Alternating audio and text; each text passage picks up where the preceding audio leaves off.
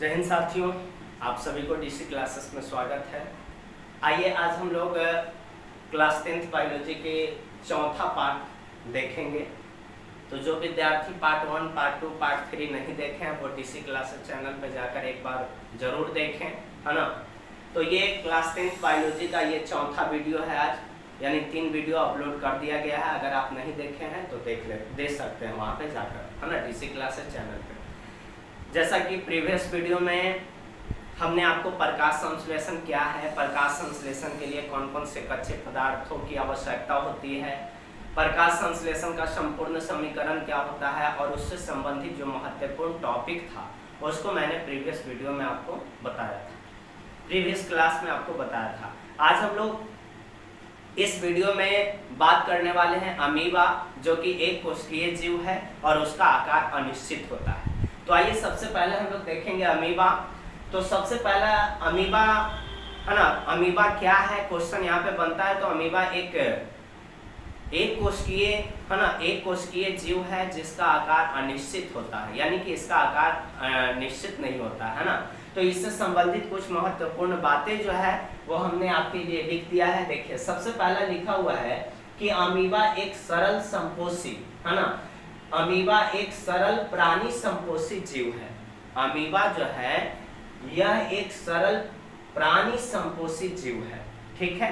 उसके बाद दूसरा पॉइंट क्या लिखा हुआ है, दूसरा पॉइंट है यह एक मृदु जलीय, एक कोशिकीय तथा अनिश्चित आकार का प्राणी है। यानी कि अमीबा जो है यह एक मृदु जलीय, एक कोशिकीय तथा अनिश्चित आकार का एक क्या है, जीव है, यानी प्राणी है।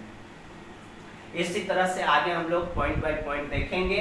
आगे है इसका आकार उत्पादों के बनने और बिगड़ने के कारण बदलता रहता है। अमीबा का आकार जो है वो अनिश्चित होता है और उसके साथ साथ बताया गया कि अमीबा का आकार जो है उत्पादों के बनने और बिगड़ने के कारण क्या होता रहता है, उसका आकार में परिवर्तन होता रहता है। आगे देखिए अगला पॉइंट क्या है, यह उत्पादों की मदद से ही भोजन ग्रहण करता है। अमीबा जो है अपने उत्पाद के द्वारा ही भोजन को क्या करता है, ग्रहण करता है। अमीबा उत्पाद के द्वारा ही अपने भोजन को क्या करता है, ग्रहण करता है। अगला पॉइंट हम लोग देखेंगे, अमीबा का भोजन और शैवाल के छोटे छोटे टुकड़े, अमीबा का भोजन शैवाल के छोटे छोटे टुकड़े, बैक्टीरिया, डायटम एवं अन्य छोटे एक कोशिकीय जीव तथा मृत कार्बनिक पदार्थ के छोटे छोटे टुकड़े इत्यादि हैं। यानी कि अमीबा का भोजन क्या क्या है, तो देखिए बताया गया कि अमीबा का भोजन शैवाल के छोटे छोटे टुकड़े, उसके बाद बैक्टीरिया, डायटम एवं अन्य छोटे छोटे एक कोशिकीय जीव तथा मृत कार्बनिक पदार्थों के छोटे छोटे टुकड़े अमीबा का क्या है, भोजन है ना। आगे हम लोग बात करेंगे। तो देखिए आगे यहाँ पे ध्यान दीजिए, चूंकि जो भी यहाँ पे पॉइंट बताया गया है ये आपके एग्जाम के दृष्टिकोण से काफी इंपॉर्टेंट है। इस चीज को आप, है ना, नोट करना नहीं भूलेंगे, अपने कॉपी में जरूर आप इसको नोट करते चलिए। जैसे जैसे वीडियो क्लास आपको दिया जा रहा है वैसे वैसे आपको नोटबुक में क्या करना है, नोटबुक बनाते चलना है, कॉपी में लिखते चलना है। तो अगला पॉइंट कह रहा है कि अमीबा में पोषण अंतःग्रहण, अमीबा में पोषण अंतःग्रहण पाचन का बहिष्करण प्रक्रियाओं द्वारा क्या होता है, पूर्ण होता है। यानी कि अमीबा में पोषण हो गया, अंतःग्रहण हो गया, पाचन तथा बहिष्करण प्रक्रियाओं द्वारा क्या होता है, पूर्ण होता है।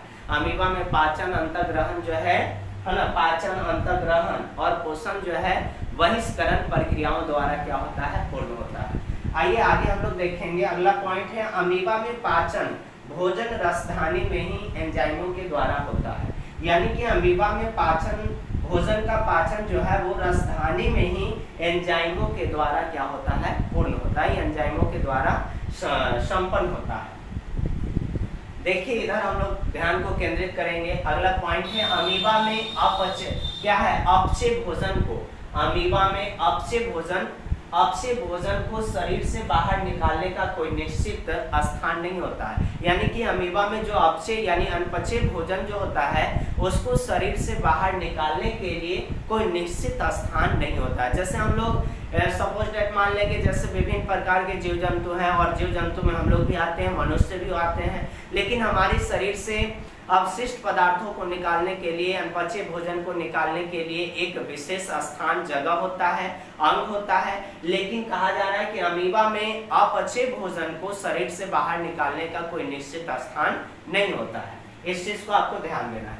आगे हम लोग चलेंगे तो कुछ अमीबा के बाद जो है पैरामीशियम के बारे में बताया गया, जो कि पैरामीशियम भी एक कोशिकीय जीव है ना। देखिए बताया गया कि पैरामीशियम यह एक प्राणी समभोजी एक कोशिकीय जीव है। यानी पैरामीशियम जो है यह एक प्राणी समभोजी एक कोशिकीय जीव है। यानी जिस तरह से अमीबा एक कोशिकीय जीव है, ठीक उसी प्रकार से पैरामीशियम भी एक प्राणी समभोजी एक कोशिकीय जीव है। आगे हम लोग बात करेंगे तो अमीबा की भांति पैरामीशियम भी मृदु जलीय प्रोटोजोआ है। यानी कि अमीबा की भांति हम लोग बात करेंगे तो पैरामीशियम भी जो है वो भी मृदु जलीय प्रोटोजोआ का एक रूप है ना। आगे हम लोग बढ़ेंगे तो पैरामीशियम का आकार निश्चित होता है, जबकि हम लोग अमीबा में देखें कि इसका आकार अनिश्चित होता है। यानी कि अमीबा का आकार अनिश्चित होता है और पैरामीशियम का आकार क्या होता है, निश्चित होता है। आगे हम लोग बात करेंगे तो इसका शरीर में, यानी कि पैरामीशियम के शरीर में प्रचलन अंगक सिलिया से ढका हुआ होता है। यानी पैरामीशियम में जो प्रचलन के लिए अंग होता है वो सिलिया से क्या होता है, ढका हुआ होता है। आगे हम लोग बात करेंगे पैरामीशियम में भोजन का अंतर्ग्रहण शरीर के एक निश्चित स्थान से होता है। अभी हम लोग अमीबा में क्या देखे कि भाई अमीबा में अनपचे भोजन को शरीर से बाहर निकालने के लिए कोई स्थान नहीं होता है, कोई निश्चित स्थान नहीं होता है। लेकिन पैरामीशियम में भोजन का अंतर्ग्रहण शरीर के एक निश्चित स्थान से होता है। शरीर के एक निश्चित स्थान से होता है जो कोशिका मुख या साइटोस्टोम कहलाता है। यानी पैरामीशियम में भोजन का अंतर्ग्रहण जिस अंग के द्वारा होता है, जिस कोशिका मुख के द्वारा होता है, उसको हम लोग अस्टोम कहते हैं, साइटोस्टोम कहते हैं। तो ये रहा आपका आज का क्लास। फर्स्ट वीडियो में हम लोग जय परक्रम पोषण के प्रकार को देखा। सेकंड वीडियो में हम लोगों ने पर पोषण के प्रकार को देखा, उससे संबंधित बातों को हमने क्या किया, पढ़ा। और तीसरे वीडियो में हम लोगों ने प्रकाश संश्लेषण क्या है, इसके लिए कौन कौन से कच्चे पदार्थों की आवश्यकता होती है ना, इसका संपूर्ण समीकरण क्या होता है, और इससे संबंधित बातों को हमने पढ़ा था। और आज ये क्लास 10th बायोलॉजी का चौथा वीडियो है, और चौथा वीडियो में हम लोग संपूर्ण रूप से अमीबा और पैरामीशियम जैसे एक कोशिकीय जीवों के बारे में पढ़े हैं। इसी तरह से हम अगले वीडियो में मिलेंगे आपके साथ अगले टॉपिक के साथ, है ना। तब तक के लिए यहीं तक, इसको आप चाहे तो स्क्रीनशॉट कर सकते हैं।